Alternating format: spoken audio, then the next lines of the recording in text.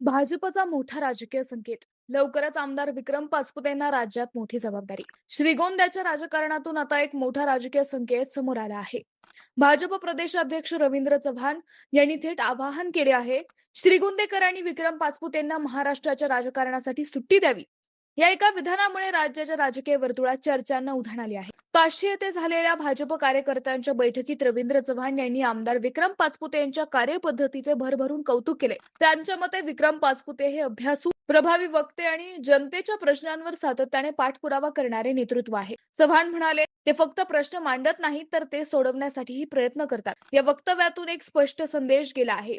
विक्रम पाचपुते यांचे नेतृत्व आता केवळ श्रीगोंद्यापुरते मर्यादित राहू नये. राजकीय जाणकारांच्या मते त्यांच्यावर पक्षाकडून राज्यस्तरीय महत्वाची जबाबदारी सोपवली जाऊ शकते. मग हा फक्त गौरवाचा उल्लेख होता की राज्याच्या राजकारणातील पुढच्या भूमिकेचा इशारा होता, असे राजकीय जाणकार सांगतात.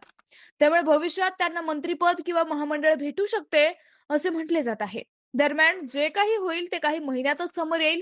पण सध्या विक्रमला महाराष्ट्राच्या राजकारणासाठी सुट्टी द्या, हे वाक्य आता श्रीगोंद्याच्या राजकीय चर्चेचा केंद्रबिंदू बनले आहे, हे नक्की.